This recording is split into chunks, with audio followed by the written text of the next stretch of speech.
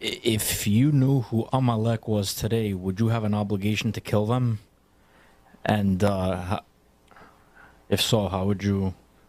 We do not have a Sanhedrin, and we do not have the knowledge of who Amalek is, and therefore we do not have the permission to kill anybody.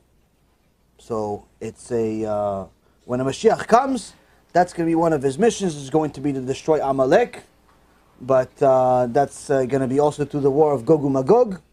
But as far as an individual today, you have no permission to kill anybody.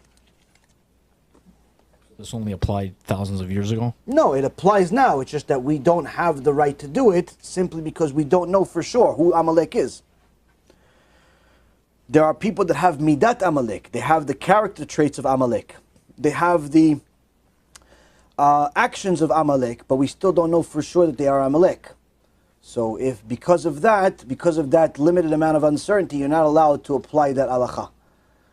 For example, the Gemara in Masechet Sanhedrin says that in the Torah, it says many death penalties. Somebody violates Shabbat, death penalty. Somebody goes with a married woman, death penalty. Somebody eats chelev, which is a certain part of the animal that's not allowed, death penalty. Somebody weighs seed, death penalty. A lot of death penalties.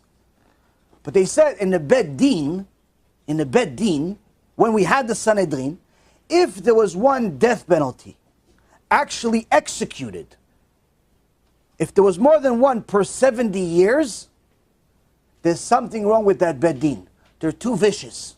Why? I mean, that's their job. You say if somebody violates Shabbat, there's witnesses that warn him and he still continues to violate Shabbat, we have to kill him. That's what Torah says. It says the Bet Din's job is not to kill people. Yes, that's something that can happen. But the Bet Din's job is also to find a way not to kill them in a legal way. Meaning, maybe he didn't know what the punishment is. If he knew it's not allowed, but he didn't know what the punishment is, you still don't have a right to kill him. Which means what? So it's not punishable, it's not a sin? No, it is a sin. But then it's Hashem's job to kill him, not your job. You yourself don't try not to kill people. Meaning that the Bet Din's main job is to make sure they find different things to see if it's possible not to kill this person and give them time to do tshuva. If, let's say, for example, they question the witnesses. The witnesses were reliable, but they questioned the witnesses, but the witnesses changed their answers, or the answers weren't reliable. Again, that would cancel out the entire death penalty. And so on and so forth. So the point being is that Am Yisrael is not a nation of killers. Even though it says in the Torah the death penalty exists in almost every parasha. And the entire Torah talks about death penalties. Generally speaking, that death penalty is something that's executed by HaKadosh Baruch Hu himself.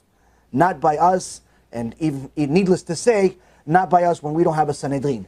We rarely executed it. When we had a Sanhedrin, we definitely are not allowed to execute it now that we don't have a Sanhedrin. Our main job in this world today is to do tshuva and get other people to do tshuva. That's the main job.